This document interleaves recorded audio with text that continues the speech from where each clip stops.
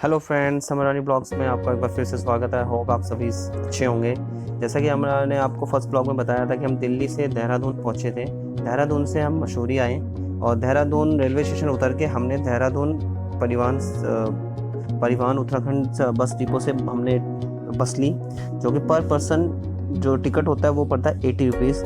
But ये है कि आपको वहाँ टिकट आपको ईजिली नहीं मिलेगी। टिकट वहाँ इसलिए नहीं मिलती बिकॉज वहाँ पे बस बाय बस टिकट कटती है। एक बस में 30 सीटें होती हैं, तो एक बार में सिर्फ 30 ही टिकट देते हैं वो, अदरवाइज़ वो दूसरी टिकट नहीं देते। और वहाँ का जो रूल है वो थोड़ा इसलिए ख़राब है क्योंकि वहाँ पे जो बस आएगी उसी का कंडक्टर आपके टिकट काउंटर पे आके आपकी टिकट कट करेगा। अदरवाइज़ वहाँ पे कोई एम्प्लॉय नहीं है जो टिकट कट करता है। वहाँ पे फिर आपको वेट करना पड़ जाएगा एक बस जाने के बाद दूसरी बस आने का, चाहे वो फिर आपको 1 घंटा वेट करना पड़े, 2 घंटा वेट करना पड़े, 3 घंटा वेट करना पड़े, वो आपको वेट करना ही पड़ेगा। और कोई भी वहाँ पर रिस्पॉन्सिबिलिटी नहीं लेता है, चाहे वहाँ पर टिकट का चेकर हो या टिकट वहाँ के मैनेजर हो, कोई भी रिस्पॉन्सिबिलिटी नहीं लेता है। टूरिस्ट हो के वहाँ कोई वैल्यू नहीं है। वहाँ पे आप 1 घंटा खड़े रहो, 2 घंटे रहो, कोई वैल्यू नहीं। आप खड़े रहो जब तक बस नहीं आ रही, और कोई भी आपको आके अपडेट नहीं करेगा कि बस आ रही है या टिकट कट कर देते हैं हम, ये बस आने वाली है। नेवर एवर, आपको 1 घंटा या 2 घंटा वेट करना पड़ेगा। खैर चलो कोई नहीं। फिर हमने देहरादून से टिकट ली। हमने टिकट लेके हमने मसूरी की बस ली। मसूरी में हम लाइब्रेरी चौक पहुँचे।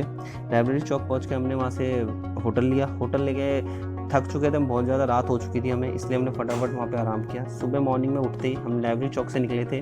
लाइब्रेरी चौक से उतरते ही हमने वहाँ पे कैब ली। कैब का हमें पड़ा 3500।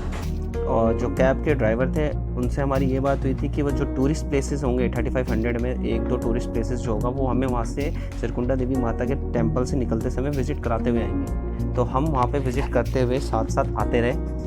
और साथ साथ आते रहे तो मैं आपको ये भी बताऊंगा कि वहाँ पे कैब्स का जो है वो अलग अलग रेट है। कोई आपसे 3500 चार्ज करेगा, कोई 4000, कोई 45, तो अलग अलग चार्जेस है। वो आप अपने हिसाब से देख लीजिएगा, जितने आप पर्सन है उसके हिसाब से वो चार्ज करते हैं। तो ये आपका अपने हिसाब से आप डील कर लीजिएगा। और मैं आपको बता दूं यहाँ का जो मौसम था जब हम पहुँचे थे मसूरी, मौसम जो था वो बहुत ही अच्छा था, बहुत ठंडा था। दिल्ली के अकॉर्डिंग देखा जाए तो मौसम बहुत ही ज़्यादा अच्छा मौसम था। और सीरियसली इतना अच्छा मौसम मैंने खुद एक्सपेक्ट नहीं किया था। कि जो मैं मसूरी का हमारा जो प्लान बना था वो सडनली प्लान बना था। कोई ये नहीं थी कि हमने उस पर बहुत टाइम से प्लान कर रहे थे, चलना नहीं, सडनली प्लान बना था। और इतना अच्छा मौसम मिलेगा हमने सोचा ही नहीं था, बट बहुत अच्छा मौसम मिला। और उस टाइम मानसून भी आ चुका था, जैसे कि मैंने गूगल पे चेक किया था, वेदर भी आ चुका था। और मौसम में मतलब हल्की फुल्की धूप थी और ज़्यादातर बादल वाले मौसम था। वेदर बहुत ही अच्छा था, क्लाउडली वेदर था। बारिश भी मिली थी हमें रास्ते में। और फिर बारिश के साथ साथ हमें कहते हैं कि वो मौसम देखा जो कि मैंने तो एक्सपेक्ट नहीं किया था मसूरी जाके कि ऐसा मौसम भी मिलेगा। हाँ, बर्फ़ स्नोफॉल का मौसम एक अलग मौसम होता है, बट ये भी एक अपने लिए एक एंजॉयमेंट मौसम, बहुत अच्छा मौसम था। और अब मैं आपको ये बता दूं कि हम जो लाइब्रेरी चौक से निकले थे माता सिरकुंडा देवी के लिए, सिरकुंडा देवी के लिए हमने कैब ली थी। कैब लेके हम निकल गए सिरकुंडा देवी के लिए। तो अब मैं आपको बताता हूँ सिरकुंडा देवी जो टेम्पल है वो किस वजह से प्रसिद्ध है। सिरकुंडा देवी टेम्पल जो है वो माता सती के 51 शक्तिपीठों में से एक है। माता सती के 51 शक्तिपीठों में से एक है। और ये शक्तिपीठ 51 शक्तिपीठों में से क्यों एक है, मैं ये भी आपको इसकी हिस्ट्री बता देता हूँ। प्रजापति दक्ष जो सती जी के पिताजी थे, उन्होंने अपने घर पे एक यज्ञ रखा था, जिस यज्ञ में उन्होंने भोलेनाथ जी को इनविटेशन नहीं दिया था। तो इस बात से नाराज़ होकर सती जी अपने पिताजी के घर गई थी यज्ञ के टाइम। जब यज्ञ था उस टाइम वो गई तो उन्होंने अपने पिताजी से रिक्वेस्ट करी कि मेरे हस्बैंड को आपने क्यों नहीं बुलाया। तो उन्होंने काफ़ी इंसल्ट करके भोलेनाथ जी की सबके सामने बहुत ज़्यादा इंसल्ट की थी, जिससे सती जी को गुस्सा आ गया। सती जी को गुस्सा आने की वजह से सती जी ने अपने आप को अपने पिताजी के घर में ही अग्नि में भस्म कर लिया था। क्योंकि उन्होंने ये चीज़ पहले ही डिसाइड कर ली थी कि मुझे अगला जन्म पार्वती का लेना है। तो उन्होंने अपना शरीर खुद ही ध्यान कर दिया, अपने आप को अग्नि में जला दिया। जब ये बात भोलेनाथ जी को पता लगी कि मेरी सती अपने आप को अग्नि में सफेद कर चुकी है, तो भोलेनाथ जी बहुत क्रोधित हो गए। उन्होंने अपने बीच की आँख खोल ली, तांडव करने लगे, हाहाकार मच गया। कैलाश पर्वत मतलब हिमालय सब एकदम त्राही त्राही होने लगे। तो उस टाइम उन्होंने जब वो दक्ष जी के घर पहुँचे भोलेनाथ जी, तो उन्होंने माता सती का पार्थिव शरीर अपने हाथ पे लेकर वो कैलाश की ओर बढ़ने लगे। कैलाश की ओर बढ़ते बढ़ते उन्होंने लास्ट में जो भी कुछ आ रहा सब तबाह करते गए, नष्ट करते गए, बिल्कुल विनाश का करने लगे। तो सारे देवी देवता, सारे भगवान, सारे जीव जंतु जो भगवान विष्णु जी थे उनसे रिक्वेस्ट करने लगे कि भगवान जी आप ही कुछ कीजिए, वरना ऐसे तो पूरी पृथ्वी नष्ट हो जाएगी। तो उन्होंने अपना सुदर्शन चक्र छोड़ा। सुदर्शन चक्र छोड़ते जब वो कैलाश की ओर बढ़ रहे थे, तो रास्ते में जो जो जगह आती रही वहाँ से उन्होंने सती जी के जो बॉडी थी उनके 51 टुकड़े करे, और वो जो 51 टुकड़े जहाँ जहाँ भी गिरे, जिस जिस जगह भी गिरे, वहाँ एक शक्तिपीठ नेचुरली अपने आप बन गया। तो उसमें से ये अपना उत्तराखंड डिस्ट्रिक्ट टिहरी, गढ़वाल, धुनाल्टी, चंबा रोड, इस पर्वत पे माता सती जी का सिर का भाग गिरा, जिससे ये सुरकुंडा देवी, सुरखंडा देवी और सुरकुंडा देवी 3 नाम से आप गूगल पे सर्च कर सकते हैं। वो इस नाम से ये मंदिर प्रसिद्ध हुआ है, सुरकुंडा देवी। और बहुत ही ज़्यादा मान्यता है इस मंदिर की। मैं आपको बता दूं इस मंदिर की बहुत ही ज़्यादा मान्यता, बहुत हाइट पे है ये। जब भी आप कभी आएंगे, आपकी माता जी के साथ आते हैं या थोड़े से एजिड ओल्ड एजेस लोगों के पर्सन के साथ आते हैं, तो प्लीज़ यहाँ पे रोप वे की भी सुविधा है, तो आप वो भी ले सकते हैं। क्योंकि थोड़ा स्टेयर है, रोड थोड़ी सी ख़राब है ऊपर चढ़ने में, तो दिक्कतें आएंगी चढ़ने में। तो आपसे रिक्वेस्ट है, आराम आराम से चढ़िए, कोई जल्दबाजी नहीं है, आराम आराम से चढ़िए। और जैसे ही आप सिरकुंडा देवी की तरफ बढ़ेंगे तो आपको ये ट्रैफिक देख रहे हैं, ये आपको ऑटोमेटिकली ट्रैफिक देखने को मिल जाएगा। 1 किलोमीटर 2 किलोमीटर तक ऐसा ही ट्रैफिक लगा रहता है, क्योंकि यहाँ पे पार्किंग की कोई व्यवस्था वैसे प्रॉपर नहीं है।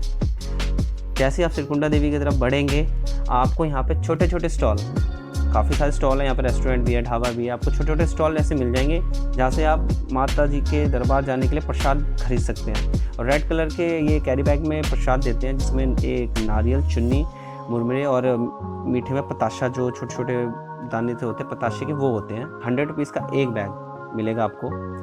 और आप ये व्यूज़ देख सकते हैं, कितना अच्छा व्यू है यहाँ पे। ऊपर से आपको पूरा ऐसा लगा आसमान जो है ना नीचे उतर के आ गया है। हमारे टाइम पे हमें ऐसा सेम वैसे व्यू मिला, जो कि मेरी एक्सपेक्टेशन थी। मैंने एक्सपेक्ट किया ही नहीं था कभी मैं उत्तराखंड के साइड जाऊँ पहाड़ों में तो मुझे ऐसा व्यू मिलेगा। मैं एकदम धूप में, गर्मी में ऐसे गए, हम काम के सिलसिले से ऐसे ही, बट इस टाइम गए तो बहुत अच्छा लगा। ये आपको स्टेयर दिख रही है जहाँ से आप अपनी यात्रा स्टार्ट करेंगे माता के दरबार तक जाने के लिए। और जब आप माता के दरबार पर जाएंगे तो आपको यहाँ पे बीच बीच में स्टॉल, छोटी छोटी स्टॉल भी मिल जाती है, जहाँ से आप प्रसाद खरीद सकते हैं। और कुछ लोग मांगने वाले वो बैठे रहते हैं, जिनको आपकी श्रद्धा है तो आप देख सकते हैं। बट अगर आप चलना चाहें तो आप कंटिन्यू कर सकते हैं। यात्रा कंटिन्यू करते करते आपको मैं दिखा दूँ, ये स्टेयर्स जो हैं ये बिल्कुल स्टीप हैं, तो आप अपने फैमिली मेम्बर्स का हाथ पकड़ के भी चल सकते हैं। कोई जैसे बच्चा है, लेडीज़ है, वो नहीं चढ़ पाती है तो पीछे की तरफ पैर होने लगते हैं, तो उसका आपको खास ख्याल रखना है। क्योंकि अभी नीचे से रोड बननी स्टार्ट नहीं हुई, अभी नीचे से स्टेयर बननी स्टार्ट नहीं हुई, नीचे से बहुत ही ज़्यादा अभी डैमेज है रोड्स। ये तो कुछ भी नहीं, आगे और भी ज़्यादा डैमेज है, जैसे कि मैं आपको दिखाऊंगा। ये देख सकते हैं आप, ये रोड्स और भी ज़्यादा डैमेज है। अभी तो यहाँ पे बारिश नहीं हो रही है, तो अगर बारिश के टाइम भी यहाँ पे यात्री आते हैं, श्रद्धालु आते हैं, तो यहाँ तो बारिश के पानी में और ज़्यादा चढ़ना मुश्किल हो जाता है। स्टॉल आपको यहाँ पे भी मिल जाएगी, यहाँ पे भी आपको स्टॉल ऊपर मिल सकती है। आप चाहें तो अपने हिसाब से यहाँ से भी ले सकते हैं, नीचे से भी ले सकते हैं, ऊपर से भी ले सकते हैं। और बहुत ध्यान रखिएगा प्लीज़ अपने फैमिली मेम्बर्स का। और जैसे कि मैं आपको बताता हूँ, यहाँ रोपवे भी है। अभी रोपवे मेरे टाइम पे तो भाई अंडर कंस्ट्रक्शन थी, इसलिए मैं नहीं लिया, और मेरे को वॉक करके ही जाना था, इसलिए मैंने अपनी फैमिली को बोला कि वॉक करके ही चलेंगे। तो हम सारी फैमिली वॉक करके ही गए। और वॉक करके आपके पैरों में पेन, दर्द सब कुछ होगा, बट आप जैसे ऊपर पहुँचेंगे आपका पेन एकदम रिलैक्स हो जाएगा। आपका हाथ पैरों में कुछ दर्द नहीं, कुछ महसूस नहीं होगा। बस आपको ये लगेगा बस मैं माता के दरबार आ गया, तो मेरे को बहुत रिलैक्स फील हुआ है। ये मैंने ऊपर से कोशिश करी है वीडियो बनाने की।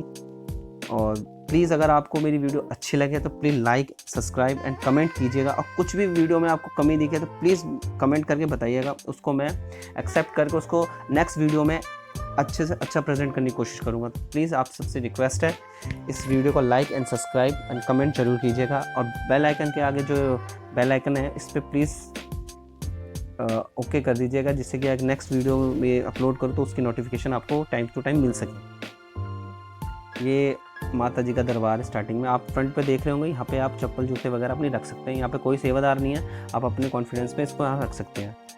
यहाँ से आप यात्रा चालू करेंगे, सामने घंटी है, घंटी आप बजा के यात्रा चालू करेंगे। और ये मैंने राइट हैंड साइड में व्यूज़ लिया है ऊपर से, जिसमें रोपवे का मैंने थोड़ा सा आपको सरफेस दिखाया। देखिए यहाँ पे हवा भी चल रही है और देख रहे फॉग सा दिख रहा है। तो यहाँ से आपको यात्रा स्टार्ट करनी है। यात्रा स्टार्ट करते समय आपकी बेल है, बेल बजा के आप यात्रा स्टार्ट कर सकते हैं। स्टेयर बाय स्टेयर आप चढ़ेंगे। स्टेयर बाय स्टेयर चढ़ते ही आपके राइट हैंड साइड में गैलरी दिखेगी, जहाँ पे लोग photo click, family photo, selfie, बहुत सारी फ़ोटो क्लिक करा सकते हैं आप। यहाँ पे कोई यहाँ पे आपको रोकेगा नहीं फ़ोटो क्लिक करने के लिए। बट हाँ, आप सभी से रिक्वेस्ट है, प्लीज़ मंदिर के अंदर कोई फ़ोटोग्राफी, कोई वीडियोग्राफी मत कीजिएगा, क्योंकि यहाँ पे ऑलरेडी यहाँ के प्रशासन ने लिख रखा है video and photography are not allowed for temple inside. So please आप भी मत कीजिएगा, रिक्वेस्ट है। यहाँ ही नहीं, कहीं भी जहाँ भी लिखा हो मत कीजिएगा, क्योंकि कोई चीज़ ऐसी होती है जो कि नहीं ओपन करी जानी चाहिए, वहाँ जाकर ही उसका फील लेना चाहिए। सो प्लीज़ आप सभी से ये रिक्वेस्ट है। और मैंने मंदिर के बाहर की जितनी मेरे से हो सका मैंने उतना व्यूज़ बनाया, और बहुत ही कोशिश करी मैंने कि आप लोगों को सब कुछ अच्छे से दिखा सकूं। ये top left and right side से मैंने, ये राइट साइड का व्यू है, मंदिर के राइट साइड का व्यू है, मैंने कोशिश करी कि आपको दिखा सकूं। और यहाँ पे मैंने बोर्ड्स लगे हैं जिसमें माता की आरती, माता की हिस्ट्री, मंदिर टेंपल किस टाइम बना, कैसे बना, आप वीडियो को पॉज करके यहाँ से देख सकते हैं, पढ़ सकते हैं। और यहाँ पे आपको सारे भगवान मिल जाएंगे। यहाँ पे आपको भोलेनाथ जी, पार्वती, बजरंगबली, यहाँ पे आपको सारे भगवानों की मूर्तियाँ मिल जाएंगी। आप अपने हिसाब से अपने दर्शन कर सकते हैं और आपका मन प्रफुल्लित हो जाएगा। और मैं आपको एक चीज़ और बता दूँ, यहाँ से अभी तो खैर बादल आ रखे थे इसलिए मुझे कुछ दिखा, यहाँ से आपको हिमालय, ऋषिकेश और मसूरी का पूरा व्यू एकदम क्लियर दिखता है। यहाँ से बहुत ही अच्छा व्यू है। यहाँ से आप आए और प्लीज़ आपसे रिक्वेस्ट है कि आप यहाँ पे आए और प्लीज़ साफ़ सफाई का ध्यान रखें। एक कैरी बैग साथ में लेके चलें, जो आप कुछ भी खाएं पिए उसमें डालें और डस्टबिन में उसको फेंकें। Thank you watching my video. Thank you.